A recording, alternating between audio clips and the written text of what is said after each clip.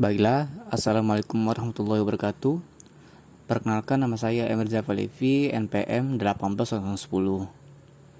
Pada video kali ini, saya akan menjelaskan tentang suatu kasus proyek dari mata kuliah Teknik Evaluasi Perencanaan. Kasus proyek ini saya mendapatkannya di internet. Mengenai judulnya adalah Analisis Cost Benefit Pengembangan Pantai Ngaden Gunung Kidul. Studi kasusnya di Daerah Istimewa Yogyakarta dan karya dari Desi Surhayanti. Latar belakang, Indonesia adalah negara kepulauan terbesar di dunia berdasarkan data PBB tahun 2008. Indonesia memiliki 17.508 pulau dengan garis pantai sepanjang 95.181 km serta lautan seluas 5,8 juta atau 70% bagian dari keseluruhan wilayahnya. Negara kepulauan seperti Indonesia ini memiliki potensi laut yang luar biasa, baik dari keindahan serta keunikan laut ataupun kekayaan flora dan fauna laut. Laut adalah daerah pesisir Indonesia mempunyai nilai keindahan dan tentu saja nilai ekonomi yang tinggi apabila dikelola dengan baik oleh pemangku kebijakan dan masyarakat. Indonesia memiliki wilayah pesisir yang luas karena 2/3 luas Indonesia merupakan perairan. Indonesia mempunyai provinsi-provinsi unggulan yang diakui keindahan laut dan pantainya. Provinsi Daerah Istimewa Yogyakarta dikenal sebagai kota budaya dan kota pelajar. Kini mulai mengembangkan wisata alamnya. Hal tersebut menarik wisatawan untuk berkunjung ke Yogyakarta. Pantai Ngedan atau yang lebih dikenal sebagai Pantai Ngedan merupakan pantai yang terletak di Padukuhan Padalo, Desa Kerambil Sawit, Kecamatan Sabtosari, Kabupaten Gunung Kidul, Daerah Istimewa Yogyakarta. Bila ditinjau dari lokasi pantai, Pantai Ngedan mempunyai potensi yang besar karena hanya berjarak 5,5 km dari jalur lintas selatan, yang sekarang baru saja dikembangkan. Selain itu, Pantai Ngedan sendiri masih asli dan terjaga keindahan di sekitarnya yang menjadikan daya tarik tersendiri bagi wisatawan. Pantai Ngadan juga dibandingkan dengan pantai lain di Gunung Kidul yang mulai dikenal dan dikembangkan pada tahun 2014, memiliki perkembangan yang lebih cepat dari segi fasilitas dan pengelolaannya. Tujuan penelitian. Penelitian ini menggunakan cost benefit analysis atau analisis biaya dan manfaat untuk mengetahui dampak pengembangan Pantai Ngadan dan memberikan gambaran tentang dampak yang ditimbulkan menggunakan penilaian nilai kelayakan dalam CBA atau cost benefit analysis. Penelitian ini digunakan untuk menganalisis suatu proyek layak atau tidak dijalankan didasarkan pada kesejahteraan sosial masyarakat. Tujuan dari penelitian ini adalah untuk mengetahui besarnya perbandingan keuntungan dan kerugian yang dialami oleh masyarakat dan pengelola Pantai Ngadan dengan adanya program pengembangan pantai di wilayah Ngadan. Hal tersebut diukur melalui besarnya benefit yang disumbangkan dan cost yang ditimbulkan sebagai akibat keberadaan di Ngadan. Benefit yang ditimbulkan antara lain yaitu naiknya pendapatan warga sekitar, terutama pedagang dan pengelola parkir di sekitar Pantai Ngadan. Sedangkan cost yang ditimbulkannya adalah antara lain kerusakan lingkungan sekitar pantai karena ulah pengunjung pantai dan kerusakan akses jalan di dusun. Kajian teori pariwisata. Pariwisata menurut Undang-Undang Nomor 9 Tahun 1990 menyatakan bahwa wisata adalah kegiatan melakukan perjalanan dilakukan secara sukarela serta bersifat sementara untuk menikmati objek dan daya tarik wisata. Daya tarik suatu objek wisata berbeda-beda dilihat dari sumber daya dimiliki oleh objek wisata tersebut. Sarana dan prasarana juga menunjang bagaimana suatu daya tarik suatu objek wisata untuk dapat lebih dikenal. Berikutnya analisis biaya dan manfaat. Analisis kesejahteraan ekonomi dengan cost benefit dibangun oleh Kaldor-Hicks atau yang lebih dikenal dengan hukum KH, Kaldor-Hicks atau dalam Heri 2003 atau hukum KH menyatakan bahwa walaupun sebagian dari anggota masyarakat mengalami worse off sebagai hasil dari proyek memberikan manfaat lebih jika kenaikan dari proyek dapat mengkompensasi anggota yang mengalami kerugian. Pareto menyatakan kelayakan proyek diterima jika kesejahteraan masyarakat meningkat atau masyarakat dengan beberapa orang yang merasa lebih baik dan tidak ada yang dirugikan. Kondisi ini juga dikenal sebagai Pareto Improvement. Analisis cost benefit sering digunakan untuk memutuskan apakah suatu proyek atau kebijakan mampu memberikan kontribusi positif dalam meningkatkan kesejahteraan masyarakat. Analisis cost benefit ini dijadikan suatu alat dalam proses pengambilan keputusan guna mengevaluasi kelayakan suatu proyek atau kebijakan yang akan dilaksanakan dalam suatu negara. Proyek yang memberikan kontribusi negatif lebih besar daripada kontribusi positif terhadap kesejahteraan masyarakat, maka hendaknya kelanjutan proyek atau kebijakan tersebut dapat dipertimbangkan kembali untuk dicari alternatif lain atau bahkan dihapus atau ditolak. Net Present Value atau NPV adalah selisih antara nilai sekarang dari arus kas yang masuk dengan nilai sekarang dari arus kas yang keluar pada periode waktu tertentu. Net Present Value biasa digunakan dalam pelanggaran modal untuk menganalisis profitabilitas dari sebuah proyek. Untuk menghitungnya ada rumus NPV yang baku dan bisa digunakan. Untuk rumusnya dapat dilihat pada slide berikut ini, yang dimana K adalah capital cost atau biaya modal ataupun biaya investasi. B1 adalah benefit tahun 1 dan B2 adalah benefit tahun 2. R1 adalah untuk suku bunga investasi tahun 1 dan R2 untuk suku bunga investasi tahun kedua. Internal rate of return adalah metode menghitung tingkat bunga atau discount rate yang membuat nilai sekarang dari seluruh perkiraan arus kas masuk sama dengan nilai sekarang dari ekspektasi arus kas keluar. IRR merupakan tingkat bunga yang membuat nilai NPV yang dihitung menjadi sama dengan 0. Fugit menyatakan IRR adalah tingkat diskon yang menyamakan present value benefit dan present value cost menjadi net present value sama dengan 0. Mengikuti persamaan dengan mengganti IRR untuk discount rate dan mengatur NPV menjadi 0. Perhitungannya menjadi seperti rumus pada berikut ini, di mana I1 adalah discount rate 1, I2 adalah discount rate 2, NPV 1 pada discount rate 1, dan NPV 2 pada discount rate 2. Cost Benefit Ratio. Metode Cost Benefit Ratio atau CBR adalah metode yang dilakukan dengan cara membandingkan total manfaat yang telah diidentifikasi selama umur investasi direncanakan dengan total biaya yang semuanya dinyatakan dalam tahun ke-0 atau present value.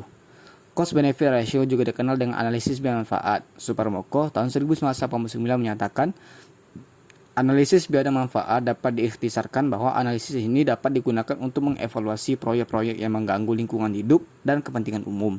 Untuk rumusnya dapat dilihat pada slide berikut ini, di mana BCR adalah benefit cost ratio, sigma BT adalah jumlah benefit atau manfaat, dan sigma CT adalah jumlah cost atau biaya.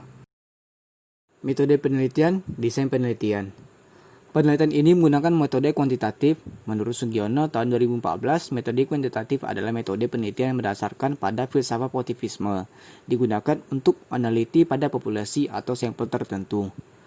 Data dalam penelitian ini digunakan untuk mengukur biaya manfaat yang ada berdasarkan data dalam angka. Metode yang digunakan dalam penelitian ini adalah metode cost benefit analysis untuk menganalisis data yang ada. Tempat dan waktu penelitian. Berlokasi penelitian adalah di wilayah pengembangan Pantai Ngedan di Dusun Badalo, Kelurahan Kerambit Sawit, Kecamatan Sabtosari, Kabupaten Gunung Kidul yang dilakukan pada bulan November 2017 Februari 2018. Populasi dan penentuan sampel. Populasi merupakan wilayah generalisasi yang terdiri atas populasi dalam penelitian ini adalah seluruh anggota kelompok sadar wisata Pantai Ngedan atau Pokdarwis. Sejumlah 72 orang dan warga di sekitar Pantai Ngedan yang terkena dampak dari pengembangan Pantai Ngedan. Sampel dalam penelitian ini berjumlah sebanyak 30 orang. Jumlah sampel ini diambil dari seluruh pedagang yang berdagang di Pantai Ngedan dan memiliki kios dan petugas parkir. Dalam pengambilan sampel pedagang dan penjaga parkir menggunakan sampling jenuh. Sugiono pada tahun 2011 menyatakan teknik sampel jenuh bila semua anggota populasi digunakan sebagai populasi. Jenis data penelitian.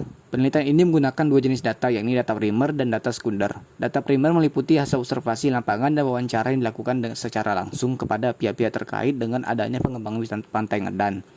Hal ini dilakukan mengetahui manfaat dan biaya yang didapatkan oleh pihak-pihak yang terkait dengan adanya pengembangan Pantai Ngedan. Sedangkan data sekunder didapatkan melalui studi literatur yang digunakan untuk mengetahui gambaran umum Kabupaten Gunung Kidul, data statistik Kabupaten Gunung Kidul, biaya pengembangan dan proses pengembangan Pantai Ngedan. Hasil dan pembahasan. Analisis biaya. Pada analisis biaya langsung, pengelolaan Pantai Ngedan diawali dengan adanya akses menuju pantai dan keliling warga di sekitar pantai untuk mengelola pantai yang telah ada. Pengenalan Pantai Ngedan pada masyarakat juga dibantu oleh KKN Atmajaya yang mempromosikan Pantai Ngedan melalui media sosial. Dapat dilihat pada tabel 6 biaya awal investasi Pantai Ngedan dengan biaya investasi awal dari pembangunan akses jalan, gardu pandang, gardu pancing hingga lahan parkir dengan total jumlahnya adalah 502.135.000. Biaya investasi awal digunakan untuk pembangunan fasilitas penunjang wisata seperti akses jalan, gardu pandang, serta lahan parkir serta ditunjukkan pada tabel 6 tersebut. Biaya investasi di Pantai Ngedan hanya dilakukan pada tahun 2014. Biaya selanjutnya dikeluarkan Pokdarwis Pantai Ngedan dan bukan merupakan biaya investasi awal. Perhitungan biaya investasi Pantai Ngedan dengan tingkat bunga 7% dengan umur investasi 4 tahun menghasilkan jumlah biaya investasi Pantai Ngedan sebesar Rp469.255.371. Bunga 7% ditentukan dari BI Rates pada tahun 2014 yang digunakan juga di objek wisata lain di Kabupaten Gunung Kidul. Peningkatan 7% dihitung dari peningkatan retribusi masuk Pantai Ngedan yang meningkat 7% dari awal investasi. Ada analisis biaya langsung, biaya operasional dan biaya perawatan Pantai Ngedan berupa biaya yang dikeluarkan oleh Pokdarwis. Biaya operasional dan perawatan berupa biaya yang digunakan untuk pemeliharaan dan pengelolaan Pantai Ngedan. Dana pengelolaan dan pemeliharaan Pantai Ngedan dia dapat dari iuran rutin anggota Podarwis. Biaya kebersihan dibersihkan oleh anggota Podarwis yang berjualan di pantai secara rutin tiap bulan. Hasil pengelolaan parkir serta retribusi dikelola Karang Tuna Bedalo. Ini dikarenakan serta biaya investasi dikeluarkan pihak terkait melalui program MP3EI setelahnya tidak ada biaya operasional dan perawatan yang diberikan. Dapat dilihat untuk lebih lengkapnya di tabel 7 biaya operasional dan perawatan Pantai Ngedan. Biaya operasional dan perawatan Pantai Ngedan yang dikeluarkan oleh Podarwis mulai dari tahun 2014 sampai 2017 adalah sebesar 36.600.000. Untuk berikutnya dapat dilihat pada tabel 8 rekapitulasi biaya pengembangan Pantai Ngedan tahun 2014 sampai 2016.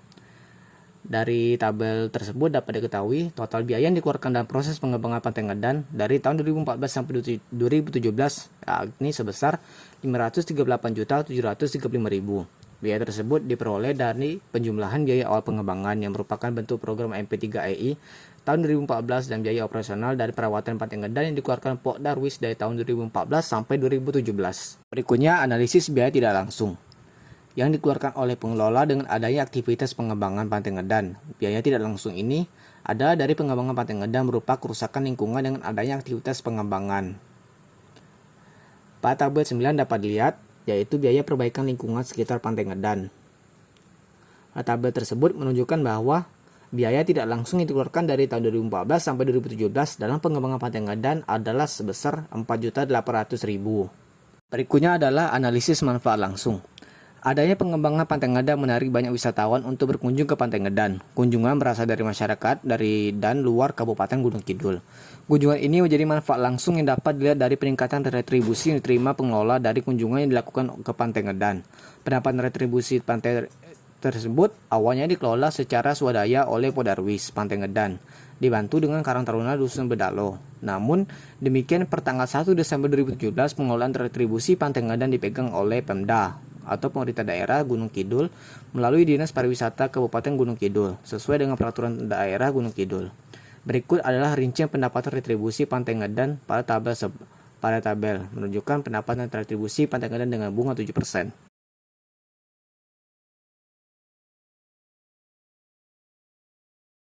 Untuk berikutnya dapat dilihat pada tabel berikut ini yaitu rekapitulasi manfaat langsung pengembangan Pantai Ngedan dari tahun 2014 sampai 2017. Dengan total manfaat langsung didapatkan dengan adanya pengembangan Pantai Ngedan dari tahun 2014 sampai 2017 adalah sebesar 606.241.000. Angka tersebut diperoleh penjumlahan manfaat aktivitas wisata dan peningkatan pendapatan wisata dan masyarakat. Berikutnya adalah analisis manfaat tidak langsung. Adanya lapangan kerja baru bagi masyarakat di sekitar Pantai Ngedan berupa pengelola pantai, pedagang, petugas pantai, dan petugas parkir. Dari data wawancara yang dapat dari Bapak Wagiman selaku Ketua Podarwis Pantai Ngedan, ada sebanyak 72 anggota Podarwis yang kemudian 8 orang diantaranya aktif berdagang di pantai, 5 orang sebagai juru parkir, 8 orang bekerja di bagian penjaga pos retribusi pantai. Selain itu, adanya penjaga parkir dan mengelola dari pihak Karang Taruna dan Dusun Bedalo. Dapat dilihat pada tabel 8 yaitu rekapitulasi biaya dan manfaat pengembangan Pantai Ngedan tahun 2014 sampai 2016. Dari tabel tersebut dapat diketahui penjumlahan manfaat dari pengembangan Pantai Ngedan dari tahun 2014 sampai 2017 adalah sebesar Rp106.241.200 dengan biaya sebesar Rp543.535.300. Jadi selisih antara biaya dan manfaat dari pengembangan Pantai Ngedan adalah sebesar Rp62.705.900. Berikutnya adalah pembahasan hasil penelitian Net Present Value. Dapat dilihat pada rumus berikut ini. Analisis net present value memperhitungkan selisih antara nilai biaya dan manfaat terhadap besarnya suku bunga. Diketahui tingkat suku bunga pada awal pembangunan Pantai Ngedan adalah 7%. Perhitungan nilai NPV dari pengembangan Pantai Ngedan menghasilkan nilai Rp1.456.463.463. Nilai dari Rp1.458.836.463 merupakan nilai di atas 0 atau NPV 0 lebih dari 1. Menurut perhitungan NPV, pengembangan Pantai Ngedan memiliki nilai kelayakan berdasarkan penilaian NPV. Berikutnya adalah Internal Rate of Return atau metode IRR. Dapat dilihat pada rumus berikut ini untuk lebih lengkapnya. Metode RR ini, kita harus mencari tingkat diskonto atau R yang menyamakan seluruh biaya atau yang dihitung nilainya sekarang dan manfaat yang dihitung nilainya sekarang. Nilai internal rate of return dari pengembangan Pantai Ngedan adalah sebesar 22,236535%. Jika dilihat dari nilai internal rate of return, maka proyek pengembangan Pantai Ngedan layak karena memiliki RR nilai lebih dari social discount rate. Berikutnya adalah cost benefit ratio. Untuk rumusnya dan hasilnya dapat dilihat pada rumus berikut ini untuk lebih jelasnya. Analisis cost benefit ratio memperhitungkan perbandingan antara nilai biaya dan manfaat terhadap besarnya suku bunga. Nilai benefit cost ratio dari pengembangan Pantai Ngedan adalah 1,057537. Jika dilihat dari cost benefit ratio, maka proyek pengembangan Pantai Ngedan layak karena memiliki nilai BCR nilai lebih dari 1. Hal ini sesuai dengan aturan dalam penilaian kelayakan menggunakan CBR atau cost benefit ratio. Terakhir adalah kesimpulan dan saran dari dampak positif dan negatif proyek tersebut. Dampak positifnya ialah pengembangan berupa subjek wisata baru di Kecamatan Sabtosari. Hal tersebut menimbulkan manfaat adanya peningkatan kegiatan pariwisata dan menaikkan retribusi pantai, pendapatan parkir, dan pendapatan dari kebersihan pantai. Manfaat juga diterima dengan adanya peningkatan kesejahteraan masyarakat sekitar dengan adanya mata pencaharian baru bagi warga sekitar. Adanya kelompok sadar wisata atau yang biasa disebut dengan Pokdarwis yang ikut mengelola pantai sehingga manfaat yang diterima bisa lebih banyak. Dan pada dampak negatifnya berupa biaya yang didapatkan dari adanya pengembangan Pantai Ngedan, yakni biaya pengembangan awal dan biaya perawatan dan operasional. Biaya tidak langsung yang didapatkan adalah kerusakan jalan Dusun Bedalo dan adanya sampah yang kurang dikelola di sekitar pantai. Untuk kesimpulan dari hasil analisis cost benefit ialah net present value atau NPV yang diperoleh sebesar 1.458.836.463 rupiah, sehingga pengembangan Pantai Ngedan dinyatakan layak menurut penilai NPV. Berikutnya nilai internal rate of return sebesar 22,236535, yang dimana lebih besar dari suku bunga tertinggi 7%.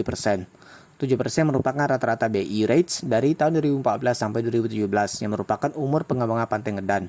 Nilai IRR pengembangan Pantai Ngedan adalah sebesar 22,236535%, dinyatakan layak dari penilaian IRR. Untuk nilai benefit cost ratio yang didapatkan adalah 1,057537. Nilai 1,057537 itu ada lebih dari 1. Hal ini menunjukkan nilai CBR pengembangan Pantai Ngedan dinyatakan layak dilihat dari kriteria BCR. Hasil penilaian cost benefit menunjukkan nilai kelayakan selama 4 tahun masa pengembangan. Pengembangan Pantai Ngedan masih dapat dilanjutkan selama 4 tahun ke depan. Akan tetapi, nilai CBR atau cost benefit ratio masih rendah dan perlu ditingkatkan. Sebaiknya pengelolaan Pantai Ngedan juga mempertimbangkan perlunya pengelolaan yang jelas dan penataan kios di sekitar pantai dan perbaikan sistem retribusi pantai, retribusi parkir, dan pedagang. Hal-hal yang saya sampaikan tadi merupakan hasil pendapat dan pengulasan kembali mengenai kasus proyek dengan judul Analisis Cost Benefit Pengembangan Pantai Ngedan Gunung Kidul dengan studi kasus Daerah Istimewa Yogyakarta karya dari Desi Surhayanti. Saya mau meminta maaf apabila ketika dalam penyampaian saya terlalu cepat menyampaikannya dan terdapat kalimat yang salah. Lebih dan kurang saya meminta maaf. Saya akhiri dengan mengucapkan Alhamdulillah dan Assalamualaikum warahmatullahi wabarakatuh.